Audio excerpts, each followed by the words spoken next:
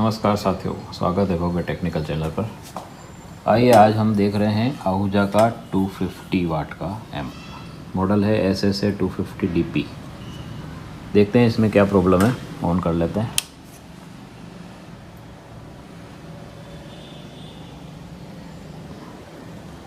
देखिए इसमें USB plate पे पावर आ रहा है, लेकिन जो मेन ऑन LED होनी चाहिए वो इसमें अभी ऑन नहीं हो पा रही है। पावर का कुछ इशू है, कोई आउटपुट नहीं है। अब देखिए यहाँ पर भी दोनों में से एक LED ऑन होनी चाहिए, वो भी नहीं हो रही है। तो इसको खोल लेते हैं, देखते हैं क्या खोल लिया गया है। अब एक बार ऑन कर लेते हैं, इसकी सप्लाई चेक कर लेते हैं।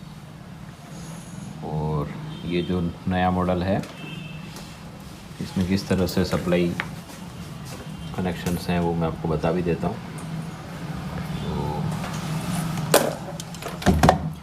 इसमें देखिए जो आपका सप्लाई ट्रांसफार्मर है मेन, इसमें AC आउटपुट के लिए दो पेयर बने हुए हैं। एक तो आप देख रहे हैं जो मोटे वायर हैं, ये मेन है 36 वोल्ट वाली जो सप्लाई अपनी बनती है वो। और दो जो आप देख रहे हैं नीचे, ये लो वोल्टेज वाली है जो कि हमारा USB प्लेयर के लिए यूज़ हो रही है। देखिए इसलिए इसकी सप्लाई अलग होने की वजह से ही ये ऑन है, लेकिन आपका मेन एम्प अभी ऑन नहीं बता रहा है। तो ऐसा क्यों हो रहा है, आइए वोल्टेज चेक करके मैं बता देता हूँ आपको। तो इस पे देख लेते हैं AC वोल्ट कितने आ रहे हैं।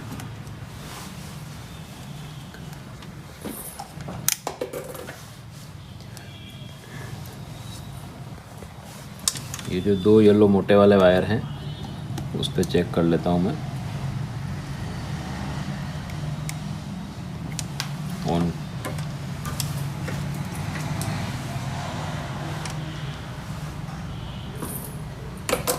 देखिए 28 वोल्ट हैं, ठीक है। और नीचे जो पतले वाला जो दो वायर हैं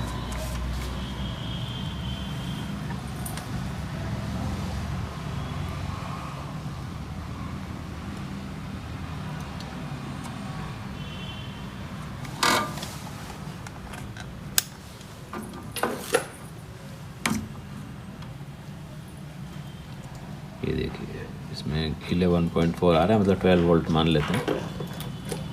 12 वोल्ट की जगह कंजस्टर होने की वजह से आपको वायर दिख नहीं पा रहे हैं। मैं एक बार दिखा देता हूँ कौन से मैंने चेक किए थे। ये देखिए जो नीचे की तरफ जो दो येलो वायर हैं इस पर हमने टेस्ट किया था। ये 12 वोल्ट का लाइन है AC, और ये जो है ये हमारा 28 वोल्ट इस पे आ रहा है, ठीक है। ये हो गया। देखिए अब मैं कौन से वायर्स कहाँ आ रहे हैं बता देता हूँ। ये जो दोनों वायर हैं जो मोटे वाले हैं मेन 28 वोल्ट जिस पे आ रहे थे, वो सप्लाई आपकी आ रही है ब्रिज के पर। ये देखिए ब्रिज पे दोनों जो येलो दिख रहे हैं ये दोनों इसके AC इनपुट हैं रेक्टिफायर के लिए। दूसरा हमने देखा था दोनों जो नीचे जो वायर दिख रहे हैं येलो AC आउटपुट, ये दोनों हमारे आ रहे हैं इस कार्ड पर। एक्चुअली क्या है, इसमें ये अलग से सप्लाई बनी हुई है इस मॉडल में। मैं इसीलिए आपको बता रहा हूँ, जो पुराने ओल्ड आहूजा वाट के जो मॉडल आ रहे थे हमारे, उसके अंदर ये चीज़ नहीं हो रही थी। तो मेरा जो इस वीडियो को बनाने का मकसद थोड़ा ये भी है, रिपेयरिंग के साथ साथ आपको इसमें बता दूँ किस तरह से सप्लाई बन रही है। तो इसमें जो दो सप्लाई जो आ रही है वो आपकी यहाँ पर आ रही है, ठीक है। इसके अंदर इस सप्लाई का करंट कम करने के लिए इन्होंने एक यहाँ रेजिस्टेंस लगाया हुआ है। ये देखिए आप 70 ओम का है, 5 वाट का, ठीक है। क्योंकि हमको यहाँ पे लो वोल्टेज सप्लाई की ज़रूरत होती है। ये जो कार्ड लगा हुआ है आगे आपका USB के लिए, आप देख पा रहे हैं जो इसमें भी चालू हुई है। इसकी जो सप्लाई है ये लो वोल्टेज होती है, अंदर जाकर उसको 5 वोल्ट की सप्लाई की ज़रूरत पड़ती है। देखिए यहाँ पे एक रेक्टिफायर आपका ये लगा हुआ है ट्रांजिस्टर, इसका नंबर है, रेगुलेटर है ये 7805, ठीक है। क्योंकि आपका USB पैनल है वो 5 वोल्ट से ऑपरेट होता है। तो यहाँ पर इसने इसको DC बनाने के लिए यहाँ देखिए 4 डायोड लगा रखे हैं जो कि इस सप्लाई को कन्वर्ट करते हैं DC में। और 2 ये इसमें कैपेसिटर लगा रखे हैं फ़िल्टर के लिए, और एक करंट कम करने के लिए इसमें रेजिस्टेंस भी लगा रखा है, और रेगुलेटर के लिए 7805। इससे 5 वोल्ट हमारे चेंज होके 5 वोल्ट में कन्वर्ट होके सप्लाई, ये देखिए ये जो रेड और ब्लैक वायर आ रहे हैं, ये दोनों वायर आपके आउटपुट के हैं, और ये देखिए यही वायर जो है आपके इस जगह इन हो रहे हैं। ये फर्स्ट वाला रेड और सेकंड ब्लैक, ये इसका 5 वोल्ट का इनपुट है इस मॉड्यूल के लिए। तो ठीक है, ये आपको क्लियर हो गया। अब हम देख लेते हैं इसमें मेन फॉल्ट जो है हमारा, इससे रिलेटेड फॉल्ट नहीं है सप्लाई का, क्योंकि हमारा पैनल तो चल रहा है। अब हमको देखना है इसके अंदर इन कहाँ हो रही है सप्लाई, इधर इस जगह सप्लाई एक बार और ऐसे चेक करते हैं और इस पर चेक करते हैं।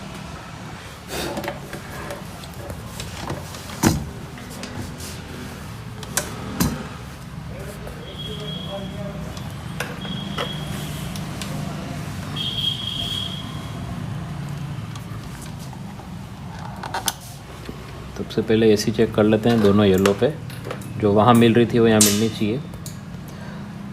देखिए वही सेम वोल्ट इस पर भी आ रहे हैं 28 वोल्ट।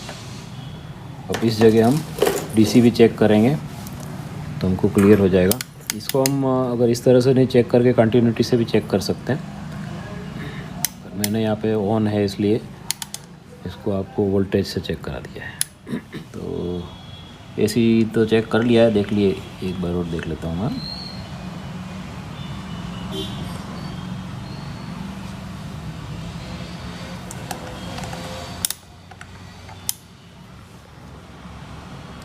ठीक है, ये क्लियर हो गया ये। अब डीसी चेक कर लेते हैं हम। डीसी के लिए जो नीचे जो दिख रहा है इस पर रेड पे लगाएंगे, और ऊपर ये ब्लैक वायर है। तो देख लीजिए भैया, इसमें डीसी आउटपुट नहीं आ रहा है, तो हम ये मान सकते हैं कि इसकी शायद प्रॉब्लम हो सकती है रेक्टिफायर की। तो एक बार रेक्टिफायर चेंज कर लेते हैं, फिर देखते हैं आगे क्या होता है। देखिए साथियों, ये है हमारा ब्रिज रेक्टिफायर KBPC 3510। तो ये हम अभी चेंज करेंगे और उसके बाद हम देखते हैं क्या रिज़ल्ट आता है। और इसकी जगह हमने ये नया इंस्टॉल कर दिया है, सोल्डर कर दिया गया है। तो आइए अभी हम चेक करते हैं। देखिए पावर नहीं आ रहा है और सीरीज बल्ब फुल हो गया है। मतलब इसमें भी 2 फॉल्ट एक साथ हुए हैं। एक तो ये चीज़ ख़राब थी, ओपन था ये, एक्चुअली ये शॉर्ट होता थी, शॉर्टिंग पहले ही नज़र आ जाती, शॉर्ट नहीं था ये, ओपन था हमारा, इस वजह से इससे डीसी पास नहीं हो पा रही थी। अब सेकंड प्रॉब्लम इसमें ये क्रिएट हो गई है लगने के बाद में, वो तो हमने सही डाल दिया, और ये शॉर्ट है। देखिए एक बार और दिखाता होगा, कोई तरह की लाइट नहीं है। ये देखिए बल्ब मेरा सीरीज बल्ब फुल चल रहा है, इसका मतलब इसमें शॉर्टिंग है। तो हमने ट्रांजिस्टर वगैरह तो देख लिए थे पहले ही, ट्रांजिस्टर में कोई तरह की शॉर्टिंग नज़र नहीं आ रही थी। अब हम ये वाला कार्ड जो है इसको चेक करेंगे, इसको भी हमने खोल लिया है। तो देखते हैं इसमें किस कंपोनेंट में शॉर्टिंग है। पिछली बार की तरह इसमें ट्रैक वगैरह सब कुछ सही लग रहा है, शॉर्टिंग का इशू है। तो अभी हम देखते हैं।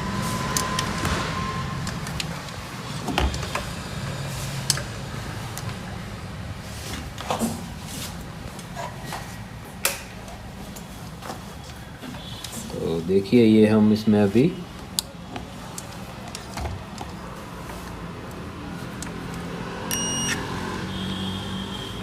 सबसे पहले ट्रांजिस्टर चेक कर लेते हैं हम। इसमें जो ये सेंटर पॉइंट है कलेक्टर है, इससे हम दोनों एमिटर और बेस शॉर्टिंग के लिए चेक करेंगे। तो देखिए इसमें शॉर्टिंग तो नहीं बता रहा है, तो रेजिस्टेंस भी प्रॉपर नहीं बता रहा है, देख लेते हैं। सेम ये भी उसी तरीके से बता रहा है, इसमें भी शॉर्टिंग नहीं है। और शॉर्ट होने वाला जो हमारा डायरेक्ट इस सप्लाई से जुड़ा होता है, मेन सप्लाई से, उसने एक तो ये दोनों हमारे, ये देख पा रहे होंगे आप,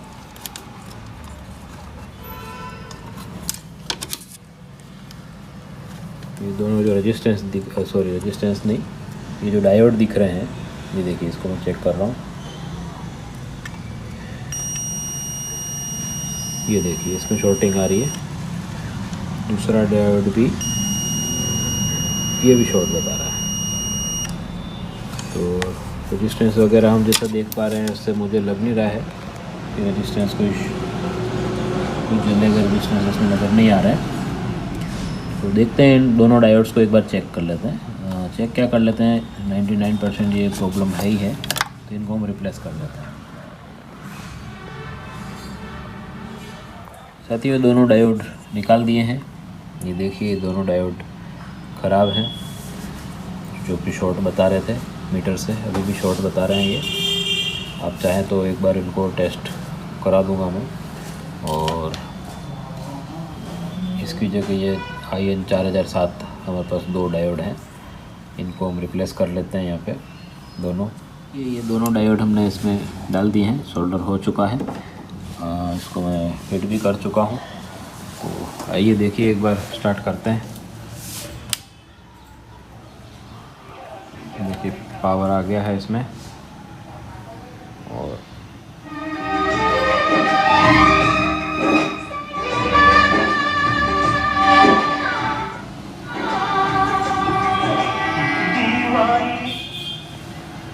ठीक है साथियों, ये ओके हो गया है। तो आज हमने इसमें जाना किस तरह से पावर डिस्ट्रीब्यूटर होता है, और किस तरह से इस नए मॉडल के अंदर आपका जो पैनल होता है, आगे का फ्रंट पैनल होता है, उसकी सप्लाई जो इस तरीके से इसमें किस तरीके से इन हो रही है और यहाँ से कैसे आउट हो रही है। और इनको वोल्टेज भी आपको टेस्ट करके मैंने बता दिए हैं।